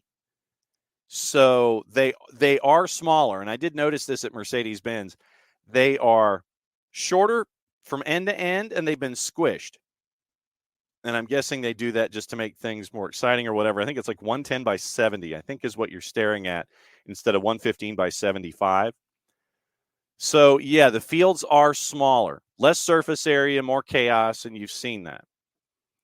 But you did get to see that yesterday. If it was looking kind of weird to you in person, you get to see the lines as they were drawn in Kansas City, and you see how things were squished in. So you are dealing with less surface area. You're going to see that today at Allegiant, and you won't have to worry about what we've seen in the past for exhibitions and Gold Cup and stuff where you wonder if the field is, in fact, quote, regulation, end quote. It is for CONMEBOL today. Ecuador, heavy on the minus side at a minus 189. Draws a plus 298. Jamaica's a plus 589. Then at SoFi tonight, where members of the media might have to pay for the media dinner, in addition to perhaps a media lunch. Venezuela, vamos Venezuela, and Mexico. Mexico's a plus 114, draws a plus 222, and Venezuela is a plus 270. No word on Edson Alvarez. No word on Edson Alvarez at all, and Alvarez, it looked like he was something serious had happened. They were saying that it was a muscle injury, but when you're as emotional as he was leaving the pitch and getting help from two physios to get off the surface, I think it was a little more than just a muscle injury, but we'll see. Like I said, no word yet on Edson Alvarez and how that will impact the attack for Mexico coming into this match tonight with Venezuela as the nightcap. So 6 and 9, it is your Copa activity. Yesterday in the Euro, we had our bit of chaos. I mean, legit chaos. It was just crazy yesterday. You've got the last day of group stage today. Yesterday, Group D was all over the board. Denmark and Serbia goalless draw to plus 225. England and Slovenia to plus 434. If you had goalless draw or if you had draw period, good on you. Obviously, there's a lot of gnashing of teeth and twiddling of fingers and trying to figure out what's going on. Our friend Poppy Miller on Morning Footy on Golasso Network is looking at this side and thinks that Gareth Southgate is basically being run over by the media and by perceptions and all this kind of stuff. She wants a Jose Mourinho type to take over, to be able to challenge the media and, challenge the players. And for her, it was also uncharacteristic to see someone like Phil Foden not being the Phil Foden that we're used to seeing with Manchester City. So before you tune into us in the morning, maybe tune into Morning Footy when you get to see our friend Poppy Miller. And we're going to try and catch up with Poppy when she's not morning footying.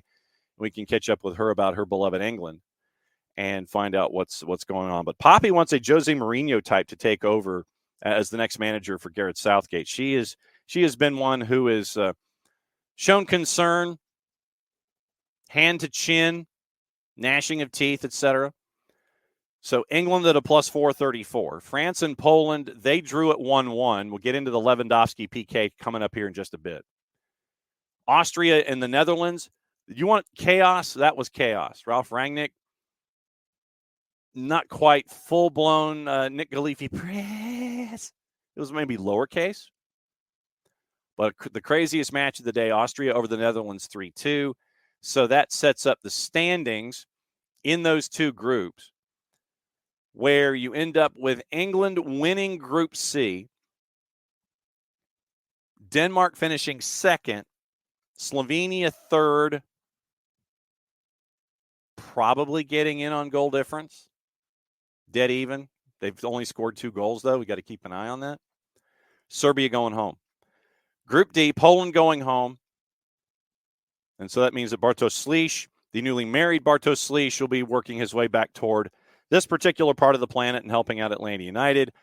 Not this weekend, probably in Foxborough and in Real Salt Lake. Austria wins Group D with the chaos that was going on. France finished second. The Netherlands is third. They have scored more goals and have 4 points. Poland goes home with only 1 point with the 1 draw and the 2 losses. Going into today in Group E, everybody's got 3 points. Romania, Belgium, Slovakia, Ukraine. That's currently where things stand. Romania and Belgium are 1 and 2 because of goal difference. And then you've got to go to the next tiebreaker, goals scored, and that's why Romania right now is top of group. So if you have a viewing choice today, watch Group E. Goal difference of 0 is Slovakia. Goal difference of -2 is Ukraine. So today it is Ukraine and Belgium, Romania, and Slovakia. We'll get into juice boxes in a bit. Group F, Portugal, they've won the group. Turkey right now is in second place with 3 points.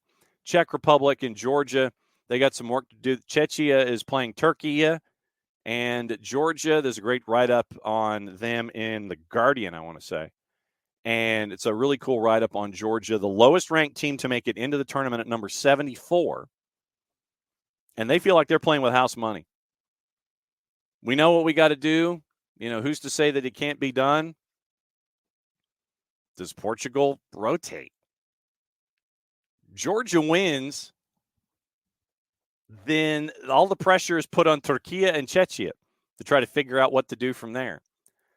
That forces Turkey, who's right now at -1 in goal difference, to score some goals and get a margin of victory against Czechia.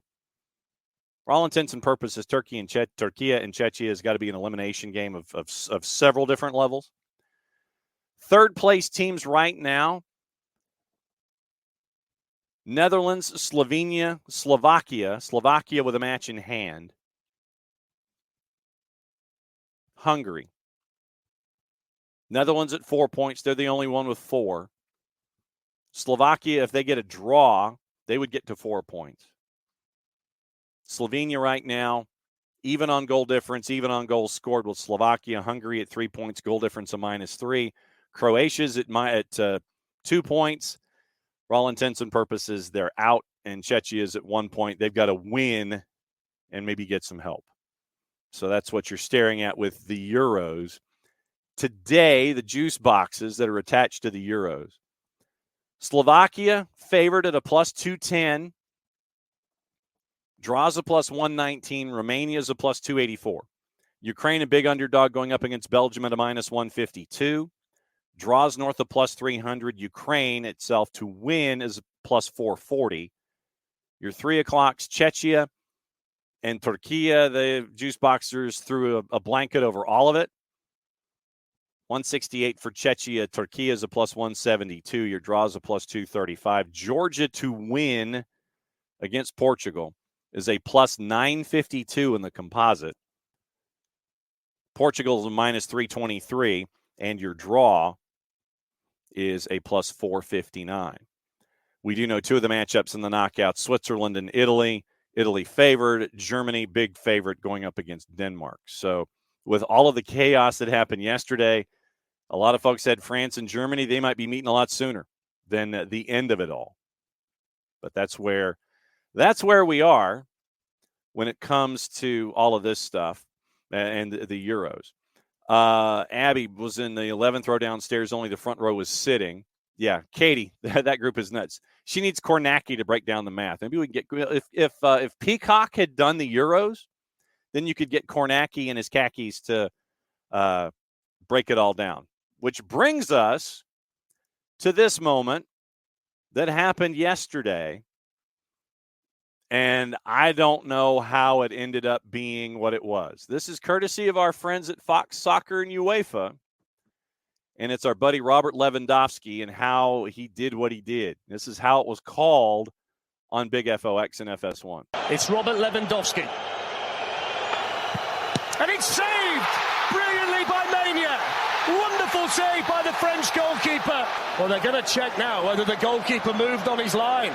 Well, Lewandowski pointed straight away. He said he was off his line. I think this is going to be a retake, Owen. Oh, my word, what drama. Let's have a look. He's off his line. You have to have 1 foot over the line, otherwise the penalty's retaken. Well, he did this gamesmanship before. So take 2, Lewandowski against Mania. For the leadership of Group D, Austria holds its breath. France holds its breath. Here comes the Polish captain. Same run-up. Oh, it's in this time off the post. It's 1-1.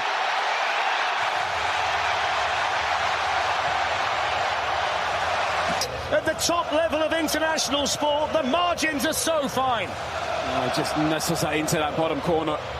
See no chance. Brilliant penalty. I still can't believe that run-up. Don't know how he does it, honestly. What about the courage to put it the same side? Amazing. Looks like he was going to change his mind halfway through the run-up. That takes some composure, honestly. Well, Group D has changed again. Kunde. So there you go. That was the Robert Lewandowski moment that has driven people nuts. I'll get into what Jessica Charman said, a part of the DK Union. Abby with a public service announcement. Dax is at Men in Blazers tonight at Fido. So it's Man in Blazer and Dax McCarty at Fido tonight at 7:45. So Robert Lewandowski with his stutter step. And like I said, I'll get into Jessica Charman's comments here coming up in just a bit. Apparently, it's okay. Is a stutter step allowed? Kyle Bond went into this at the Sporting News. In the official IFAB laws of the game, and maybe when Bart comes in on the lead on Friday morning, we'll get into this as well. In the laws of the game, there is significant room, and this is Kyle Bond's words, significant room to allow a penalty taker to stop and start their run-up multiple times before striking the ball. The only restriction is one clear guideline, quote, feinting to kick the ball once the kicker has completed the run-up. Feinting in the run-up is permitted. Feinting is defined simply as, quote, an action which attempts to confuse an opponent. Bond continues, therefore, as long as the penalty taker does not take a deliberate action to fake kick the ball at the end of his run-up, he may do anything prior to that in an attempt to confuse the goalkeeper. Thus, stutter step run-ups are allowed in essentially every capacity as the rules are written. Remember, keeper can't leave the goal mouth in any capacity. Defending keeper must remain on the goal line facing the kicker between the goalposts until the ball is kicked. The goalkeeper must not behave in a way that unfairly distracts the kicker, e.g. delay the taking of the kicker, touch the goalpost, crossbar, or goal net. Continues to describe exactly where they must stand when the ball is kicked. The defending goalkeeper must have at least part of 1 foot touching in line with or behind the goal line.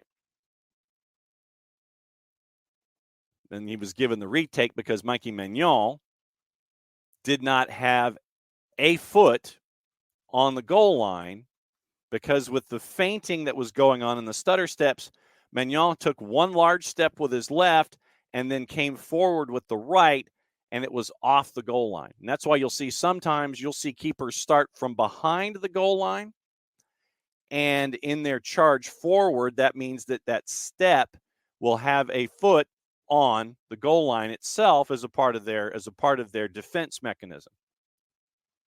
So Magnon took that step away. And so you got the retake. Lewandowski goes the same direction. Magnon had a hand on it, didn't save it. It goes in the net for the 1-1, eventual 1-1 draw. Mark Clattenburg referred to the law as unfair in its current format. Darren Fletcher, Owen Hargreaves were calling that those were the voices that you heard from Fox. Clattenburg tells Fletch, quote, the goalkeeper has come off his line when the strike happened, but what I don't like is with that run up and the stuttering of it, even though it's allowed because it doesn't stutter at the addressing of the ball, once he does that, the keeper has got to come off his line. Clattenburg, quote, I just feel it's unfair once they do the stutter and the goalkeeper comes off his line. It seems unfair, but the law says once the goalkeeper is off the line, it has to be disallowed and retaken. IFAB considers rewrites to the laws of the game each March and have therefore already codified the laws of the game for 24-25, but it could be given consideration for 25-26 if raised at the next IFAB gathering.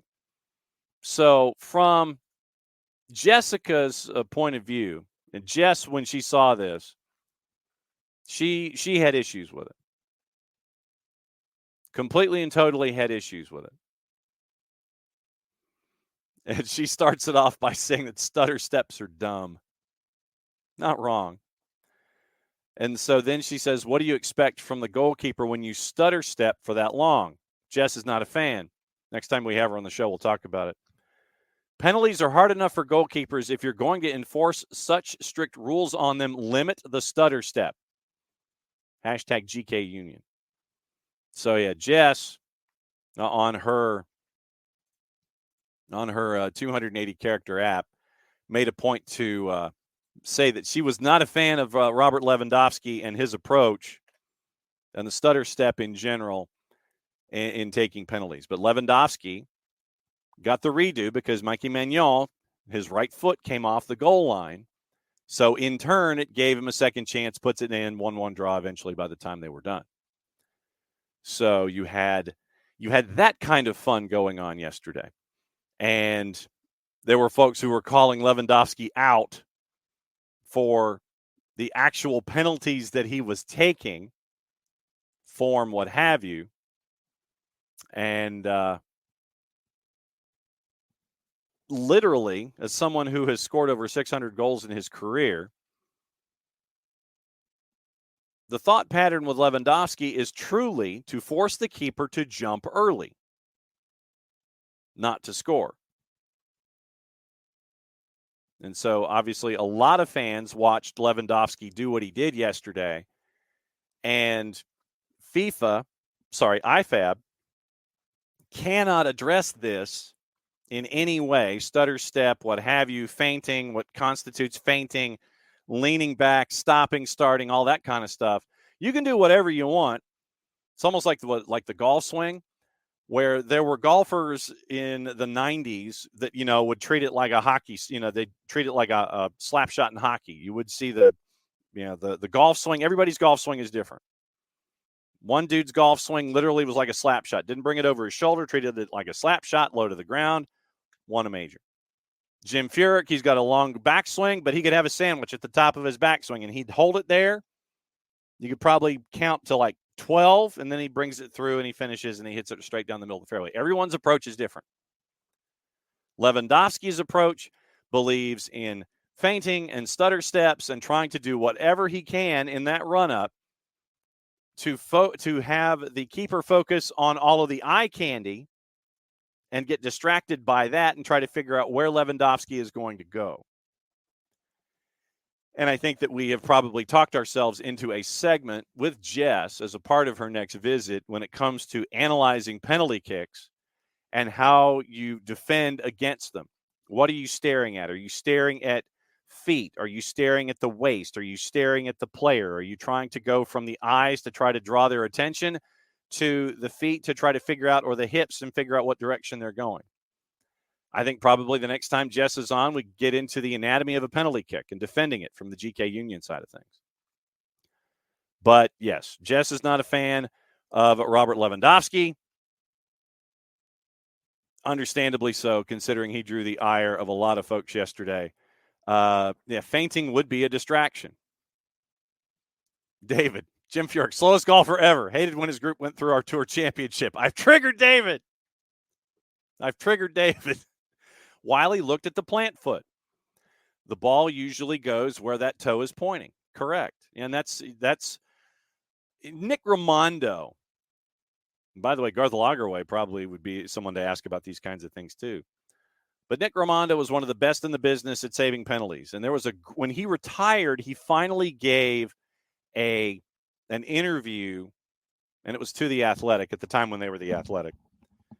He gave an interview that broke down his style when it came to defending penalty kicks. But, yeah, you're looking at that. For me, I'm looking at that plant foot, much like a place kicker in American football, because when you see where that plant foot goes, that's where the ball's going. And so, literally, that's what I'm looking at. When place kickers, I'm looking at plant feet. It's like, why did it get pushed? Where's the plant foot? Wiley's spot on, at least with me, when it comes to analysis. I'm looking at plant foot. Where's that plant foot going? There are times when you can see the great goal scorers where they will have their plant foot doing one thing, and then the rest of the body they have contorted to do something else. Open the hips back up, hit it with the side of the foot instead of the flush part of whatever foot you're striking it with. Those kinds of things. But yeah, my lead indicator is plant foot and direction. That when that foot is planted, what direction it goes. But yeah, Lewandowski drove people crazy yesterday. Understandably so. And so we got to see that in full force yesterday.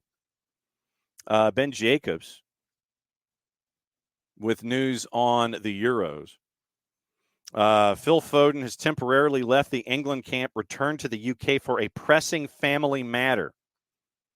FA spokesperson confirms. So Phil Foden has left camp and has returned home to the UK. So we'll keep an eye on that when it comes to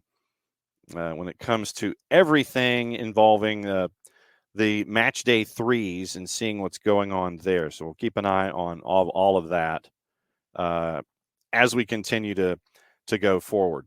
Henry Bushnell has an update on that AR that collapsed in Kansas City yesterday. Stable, discharged from a local healthcare center. Okay, so and CONMEBOL also confirmed that he suffered from dehydration. No surprise. Absolutely no surprise at all. But great to hear that he has been discharged from the local healthcare facility, hospital, however you want to phrase it. But yes, so great to see that when it comes to what happened yesterday with that particular AR. So very, very cool that is a part of everything that has been going on here with crazy conditions and all this kind of stuff. So, you wonder why stuff's in domes in climate controlled facilities in the summer months here in the United States for most of the time, for 75% of the matches. That's why. You have days like that where you're reminded that to be an AR in this business, to be an athlete in that business, to be in that kind of an environment, to be a center ref in that bit, you've got to be so physically fit. You've got to take care of yourself and take care of your body, and you still have events like what happened yesterday. Absolutely crazy. But yeah, great to see that he is out of the facility and that he did suffer from dehydration. Like I said, not necessarily a surprise, but great to see all of that. I know that there was another article by Henry Bushnell that was brought out on Yahoo Sports about capacity and attendance so far with the Copa. And, yeah, absolutely, Abby, being fit in the heat and that occurred can happen to anybody. Bushnell went into the numbers, and this is yesterday before the two matches where you had the sellout in New Jersey and the facility, the crowd that was in Kansas City in those conditions. And yes, 48 hours in advance. Absolutely.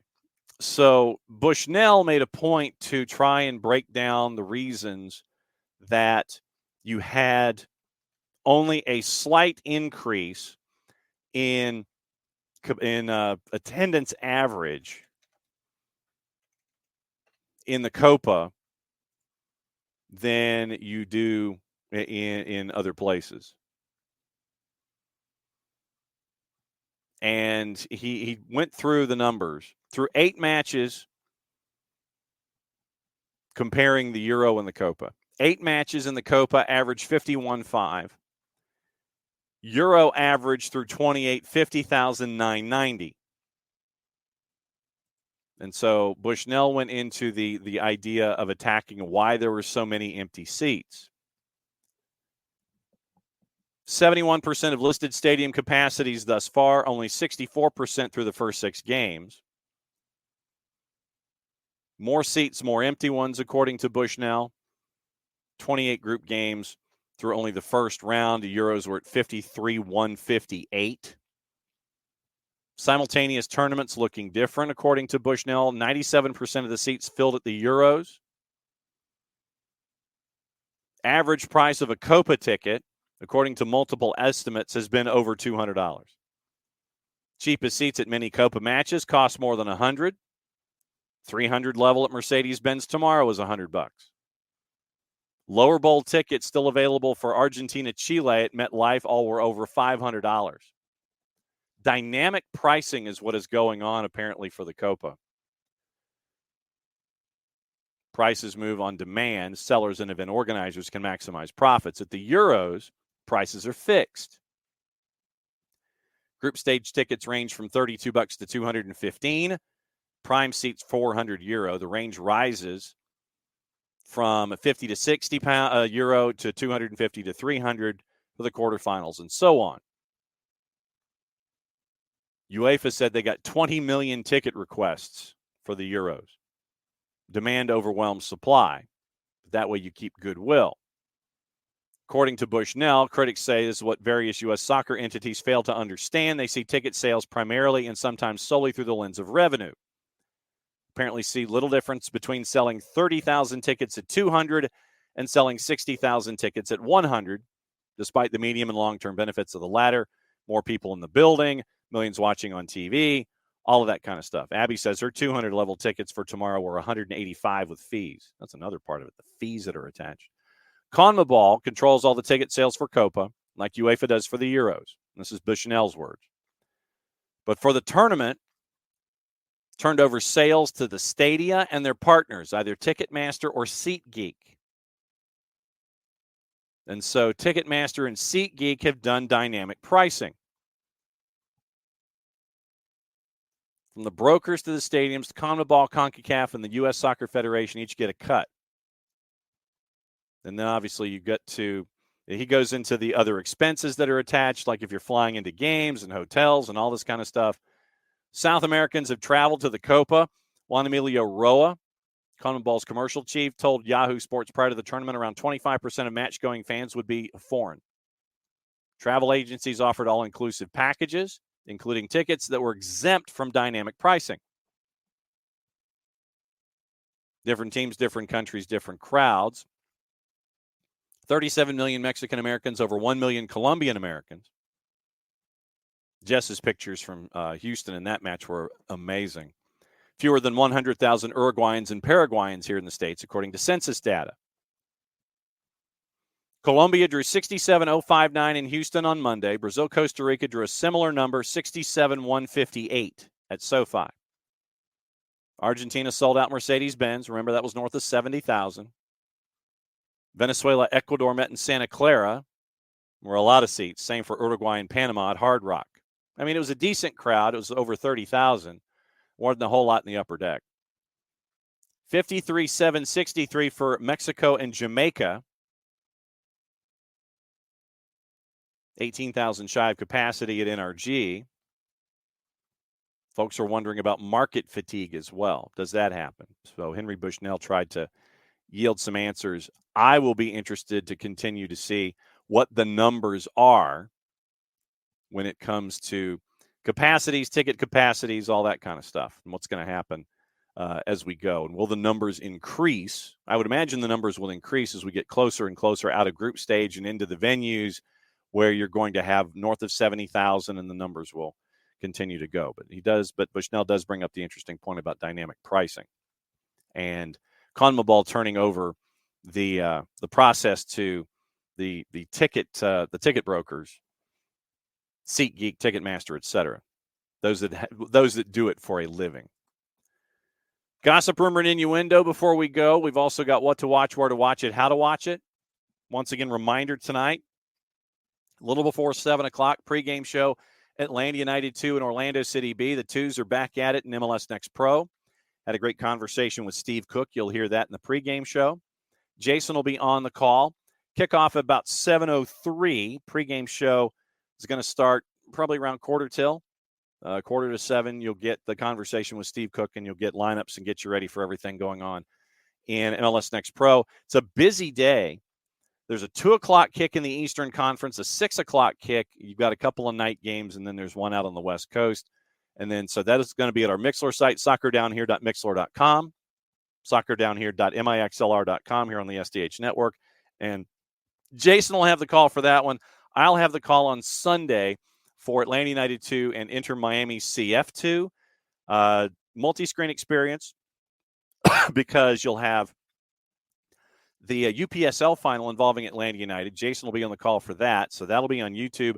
I'll have the Twos and Messi and Friends too, and you've also got everything going on with the Copa on Sunday as well. So very, very busy week for us here on the network. Today's gossip from overseas. Tottenham interested in Crystal Palace's Eberici Eze, could look to activate the release clause in the contract. Brighton keen on Leicester's midfielder Kieran Dewsbury-Hall. Arsenal inquired about signing PSV Eindhoven's forward Johan Bakayoko. Bayern Munich remain interested in João Palhinha, but are well short of Fulham's £60 million valuation. Villa considering a move for Sporting Lisbon winger Pedro Gonçalves. Ipswich in advanced talks with 24-year-old English defender Ben Johnson over a free transfer when his West Ham contract expires next week. Manchester United held talks with Juve about signing Adrian Rabiot, face competition from Arsenal and Villa. Forest and Brighton are interested in Sonia Dahl's 18-year-old winger Edmund Baidu. Ten Hag set to sign a new deal with Manchester United, according to Fabrizio Romano. Four-letter paper says he's going to retain the title of manager despite talk of a head coach role. Barcelona could be interested in the loan deal for Jadon Sancho after holding talks with Manchester United. Leeds midfielder Marc Roca in advanced talks with Real Betis over a permanent after signing for the club on loan last season. Chelsea moving forward with their pursuit of Barcelona striker Marc Guiu, who is 18, triggering his €6 million release clause. They were confident that they could sign him also. Follow Fabrizio Romano for that. West Ham prepared to allow English forward Danny Ings to leave. Southampton registered their interest, so Ings could be returning to Southampton. Spurs have beaten a number of Premier League clubs to the signing of Glentoran striker George Feeney, who is 16, represented Northern Ireland and Wales at the youth level. Hull winger Jadon Philogene has been offered to Barca on loan with the option to buy. So that's your gossip, rumor, and innuendo from overseas. Adam Crafton at The Athletic has said that it appears that while the renovations are going on for Manchester United at their training site, that the men are going to train at the women's site and that the women may be forced to navigate their training and dressing in and dressing out in trailers. Early word from Adam Crafton at The Athletic. Follow him as you should, as one of the tier 1 sources. But it looks like right now, renovations happening with Manchester United. Men's team goes to practice at the women's facility. The women will have to dress out in trailers. And keep an eye on that. Also, Jill Ellis had her comments on Casey Stoney yesterday. Follow at TayVincent6 to follow that story. Still very intriguing as to why the trigger was pulled on Casey Stoney as it was in the NWSL. So we'll keep an eye on that. But today, what to watch, where to watch it, and how to watch it, other than the match on the network, it's a little before 7 o'clock tonight with Atlanta United 2 and Orlando City B. What to watch, where to watch it, how to watch it. A lot of everything is involving the Euros and the Copa. Remember, Euros, they are going to be going on simultaneously. Golasso Network, Detroit City, Birmingham Legion, 7 o'clock, CBS Sports Network, USL Championship. Big Fox has Ukraine, Belgium, Georgia, and Portugal. FS1, Slovakia, Romania, Czechia, and Turkey. Copa America, Ecuador, Jamaica, Venezuela, and Mexico on FS1. 2 to NA, doubleheader on FS1. Unimas and Univision. Unimas gets the early match Ecuador and Jamaica. Univision gets the late match, Venezuela-Mexico. VIX has all 4 matches in the Euro, both at noon, both at 3. It's a lot cheaper than if you were to ever subscribe to Fubo TV. I think Fubo might have one more match in their $80 million package. I think they've only broadcast 4. If they broadcast 5, then they broadcast 5, and we don't have to worry about it. But that's where we are. When I ran into Michael and the Bosch yesterday, they were wondering about possibly just kind of wandering up and getting tickets. Still looking at it. Still not sold out. $69 plus fees right now for a get-in the 300 level. And so we'll see. And if you know folks who have tickets that will be disposing of tickets, hook folks up. So we don't have the folks outside with the signs that on one side that says need tickets, and then on the other side says got tickets. Handle it through the SDH folks and handle it through the family if you want to try and go see the United States and Panama tomorrow. So very, very busy day. One other piece of news before we get out of here, and it has to do with our friends at the Marshall Islands. They are officially official. They have their first opponent in the history of their program. And it is in futsal, and it is in July on the island in Majuro in the Marshall Islands. They have their first opponent, first international match, July 22 through 24 on Majuro. It's a futsal series against Micronesia. So as they continue to grow, it'll be indoors. Futsal against Micronesia, July 22nd through 24th. International friendlies, and it's going to be really cool. We're going to catch up with Lloyd Hours, the technical director, as the last country on earth without an international football team gets their first match in futsal. Very, very cool. We're going to catch up with Coach Hours and find out what's going on, and we will see what's going on there. On the islands, July 22, 23, and 24 against Micronesia futsal as things continue to work their way forward for the Marshall Islands. And once again, you can pick up your Marshall Islands scarf here with the network to help out the Federation. If you want Abby to deliver it to you in the Abstermobile, it's $32. If you want to run into me and I can hand them to you, it's $32. If you want it shipped, then it's $32 plus another $5, so $37 by the time that we're done. And we know that a lot of you have picked up the jersey. We know a lot of you have picked up the bucket hat. It's a chance to grab the scarf as well. So $32 plus $5 if you want it shipped to help out the Marshall Islands. They've got their first ever match. It's futsal, and it's July 24th against Micronesia on the island, on the Marshall Islands in Majuro. Keep an eye on it. We'll do a 1v1 with Lloyd Hours and find out what's going on. We'll also catch up in July with Katie Smith, the new women's head national team coach, and find out what it's going to be like for her to build the program in the Marshall Islands. So very, very cool stuff there across the board. Would have to root for Micronesia. Uncle No Pockets is going to have to root for Micronesia.